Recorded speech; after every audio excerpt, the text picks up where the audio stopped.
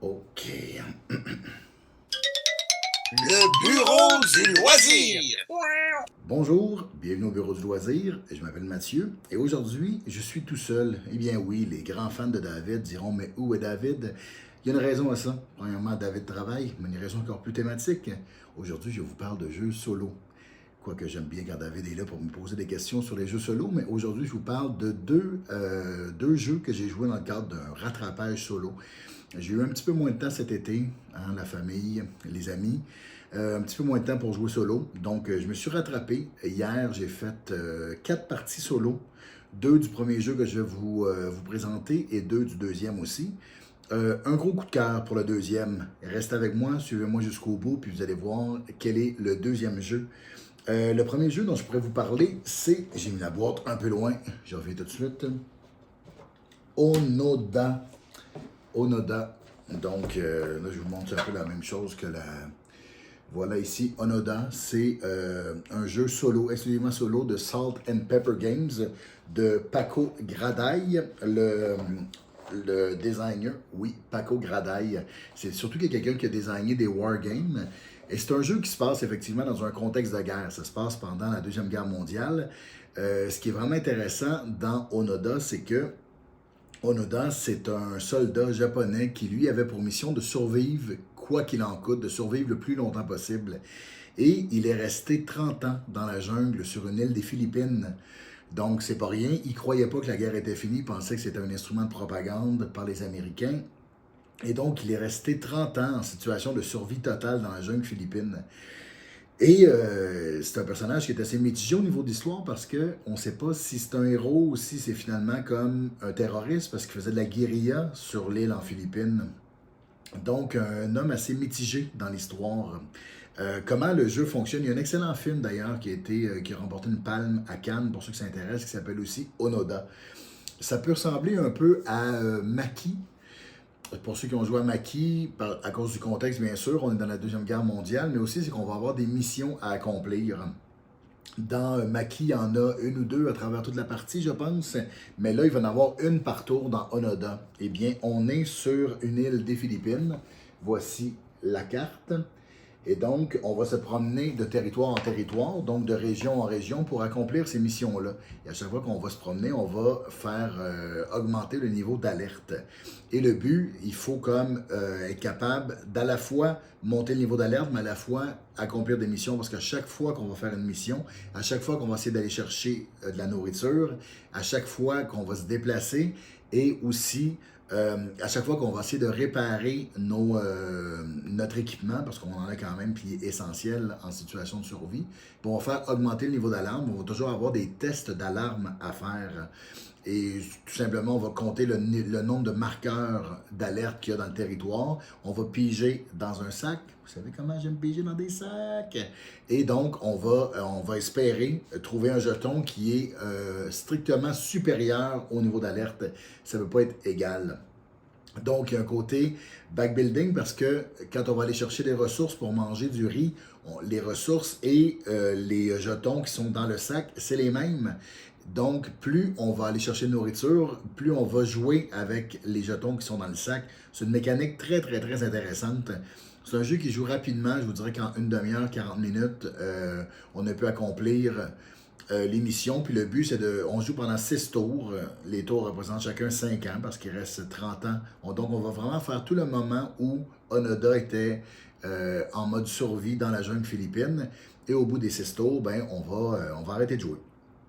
Et on va se donner des points selon les missions qu'on a accomplies, selon nos compagnons qui sont encore en vie, parce que Onoda, c'est la figure principale, parce que c'est lui qui est resté tout seul à la fin.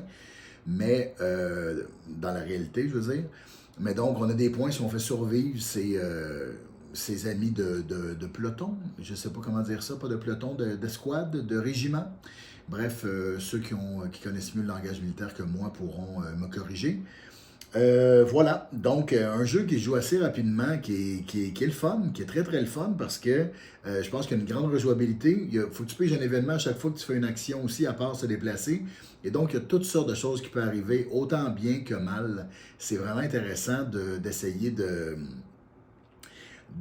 composer avec tout ce que le destin nous envoie, hein, tous les revers que le destin nous envoie. Ça se joue rapidement, c'est le fun en solo. C'est un jeu exclusivement solo, à part si on le fait en coop puis on se consulte pour prendre des décisions. Mais sinon, c'est vraiment exclusivement solo. Salt and Pepper Games qui nous avait donné aussi La Résistance, Sorcellerie. Moi, j'ai Abemus Papam aussi. Il y a quelques autres. Là. Donc, c'est une compagnie que j'aime beaucoup. À chaque fois qu'ils sortent un nouveau jeu, spécialement solo, j'essaie de me le procurer. Onoda, voilà, vous en avez entendu parler. Je passe au deuxième jeu qui est mon gros coup de cœur. Hey, avant de continuer, abonnez-vous donc. Hein, on aimerait ça atteindre 1100. On est vraiment pas loin. Abonnez-vous ceux qui ne sont pas abonnés. Pour vrai, ça nous fait plaisir de voir. Ça rend ça signifiant un peu ce qu'on fait quand vous nous abonnez et quand on a des retours. Donc, n'hésitez pas à nous donner vos commentaires aussi. Qu'est-ce que vous avez essayé en solo dernièrement? Est-ce que vous les avez essayés, les deux jeux dont je parle? Si oui, qu'en avez-vous pensé? C'est toutes des choses qui m'intéressent hautement. Alors, le deuxième jeu, encore là, je vais aller chercher la boîte. Pas prêt, Mathieu, pas prêt, Mathieu. Alors, Core of Discovery. C'est une réalité, un jeu d'histoire aussi comme l'autre, mais un jeu d'histoire alternatif. Parce que Core of Discovery, en fait, c'est Off the Page Games qui nous ont donné à date Mind Management et Harrow County. Ils sont toujours dans l'adaptation en jeu de société de bandes dessinées ou de romans graphiques. Et donc, Core of Discovery, c'est une espèce de revisite de Lewis and Clark, l'expédition qui a pris possession de l'Ouest américain au nom du gouvernement américain. Mais là, c'est comme si dans cet univers-là, ils font en accord avec les peuples autochtones qui vivent dans l'Ouest, parce qu'il faut qu'ils se battent contre des présences démoniaques dans l'Ouest américain, dans l'Ouest du grand continent américain. Et comme les peuples autochtones qui sont là depuis des millénaires connaissent bien ces esprits-là, les Américains, les colonisateurs, n'ont pas le choix de demander aux peuples autochtones de les aider. Et donc, ça donne cette revisite historique-là dans une histoire parallèle où il y aurait eu une plus grande harmonie entre les peuples autochtones et les colonisateurs. Mais ça donne aussi, on est aussi dans un univers où il y a des démons, des monstres, beaucoup de minotaures dans l'Ouest américain. Donc voilà. Comment ça se joue ce jeu-là? C'est un jeu de déduction. Pensez à Cryptid, pensez à la recherche de la planète X, à la recherche des espèces disparues. Moi, c'est un genre de jeu qui me plaît vraiment beaucoup. Comment ça fonctionne? C'est que ça, vous voyez, on a la carte. Et là, on a, ça, c'est le système. C'est comme si on veut, on va mettre des cartouches dedans qui sont des cartes.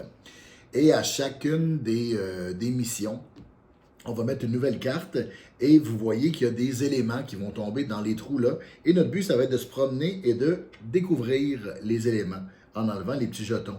Et quand on enlève un jeton, on va les rajouter sur notre carte. C'est ça qui fait avancer le jeu aussi, parce qu'on va les mettre sur des cartes qu'on a devant nous. Et par exemple, si une carte doit avoir 3 soleils dessus pour être terminée, plus on avance, plus on va mettre des petits jetons, puis ça va faire avancer l'histoire. Donc, il y a un aspect de déduction, parce que non seulement il y a un aspect d'exploration et d'aventure, parce qu'on vit une aventure en explorant un sentier, une carte, un territoire qui nous est inconnu, mais je vous montre cette carte-là ici, c'est que, par exemple, on sait que l'eau va toujours être à côté du bois, va être adjacent orthogonalement. Et on sait aussi toujours que la nourriture va toujours être en diagonale par rapport à un tipi. Avec toutes ces informations-là, il faut arriver à trouver, à deviner, en fait, là où on s'en va pour ne pas tomber sur des mauvaises surprises. Alors, il y a tout un côté de déduction pour être sûr de prendre le bon chemin ou penser qu'on prend le bon chemin, pas nécessairement tomber sur des repères de minotaures, parce que, par exemple, dans celle-là que je vous montre, dans Fauna, qui est la deuxième, après la mission d'entraînement, c'est la première mission qu'on fait, mais il faut tuer 3 minotaures. Et il faut les trouver, après ça, trouver des phares, parce que c'est dans les phares qu'on a la réponse sur comment tuer les minotaures. Et c'est tout un jeu d'essayer de trouver les bonnes ressources, puis à la fois, on est limité dans nos ressources. Et les journées avancent quand même vite, puis à la fin de chaque jour, il faut nourrir notre monde. Donc, ça a quand même un bon défi solo. Mais je trouve que le système de jeu est complètement génial. D'avoir juste à mettre une nouvelle map dedans, puis il y a une façon de cacher la map pour bien sûr ne pas avoir, ne pas se faire divulgacher le territoire qu'on va explorer. Le système de jeu marche très bien. Il y a comme une espèce de possibilité d'extension infinie dans ce jeu-là aussi, parce qu'ils ont juste à sortir des cartes avec quelques jetons pour chacune des nouvelles missions. Donc, c'est un système génial, je trouve, au niveau de la découverte, au niveau de l'exploration. Donc, à la fois, ça rejoint vraiment deux choses que je recherche dans les jeux solo. De la déduction. Moi, j'adore les jeux comme Turing Machine, archéologique, ou ce genre de jeux-là aussi, où il faut vraiment que j'utilise mon cerveau, puis c'est un réel casse-tête, et l'impression de vivre une aventure unique. Et c'est exactement ce que j'ai dans ce jeu-là. Mes deux parties ont été vraiment tellement différentes. Alors, voilà, j'adore ça, je le recommande chaudement. Là, pour l'instant, moi, c'est deux jeux que j'avais socio-financés. Je les ai reçus par Kickstarter, mais peut-être qu'ils vont sortir en français. Je ne sais même pas, je n'ai même pas vérifié si ils allaient être disponibles en français, mais s'ils le sont, je vous en prie, essayez-les ou du moins renseignez-vous sur les jeux. Voilà, mais c'était mon rattrapage solo dans le cadre des heures supplémentaires. Je n'hésite jamais à faire des heures de bureau d'extra, hein, parce que mon nom c'est Bureau. Voilà, alors j'hésite jamais pour ensuite de ça vous en parler. J'espère que vous allez bien, hein? J'espère que vous jouez beaucoup. J'espère que la rentrée est bonne pour vous. On essaie de ménager ça, hein? Travail, jeu. Moi, j'essaie de faire ça aussi. Alors, je vous dis à la bientôt. Je vous dis à la bientôt. Soyez prudents, faites attention aux machines, comme dirait l'autre, et jouez prudemment. Abonnez-vous.